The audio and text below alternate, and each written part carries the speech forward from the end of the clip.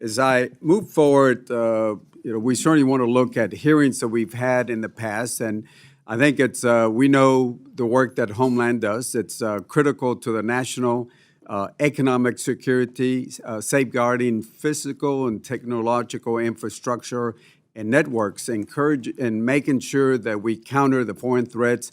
And again, I appreciate all the work, and we understand the way threats have been evolving and the way this committee has been working with your department. Let me start off with the $260 billion from reconciliation. Despite the efforts of the chairman and myself, we try to finalize the funding for all of DHS in fiscal year 2026. We tried, didn't get to that, but we do know that there was a reconciliation that added $260 billion to the department. I'm a big supporter of the department, but I'm a big supporter of Article 1 of the Constitution.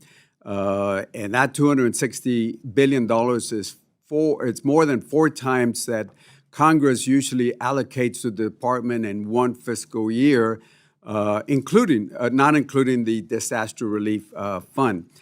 These funds were never considered by the members of this subcommittee, nor did the reconciliation include a single safeguard to keep the funding accountable to the taxpayer. That should concern every member of this appropriations panel. The power of the purse and the duty of oversight are inseparable, not because Congress is entitled to this authority, but because the American people deserve accountability. We attempted during the markup to add additional oversight to the reconciliation through various amendments, but we were not able to do that. We did have a few of those amendments that were put in the chairman's mark, and I certainly want to thank the chairman for adding some of that. A lot of the language that we were trying to add had been there for many, many, many years, but were lost when the Border Patrol and the ICE removal were removed from the FY26. And I'm a big supporter of ICE, of Border Patrol, but I want to see those safeguards. And they've been common sense measures like reporting deaths in federal custodies, minimum standards for detention contracts, partnership agreements, and certainly protections, as we talked yesterday about the Riverland in my district. I do want to say that I am thankful to the chairman because he did reserve some of those protections in the chairman's mark, and I certainly want to say thank you for that. I believe in strong border security, but it's got to be more than fiscal barriers, especially to the border communities where we've had historical lows.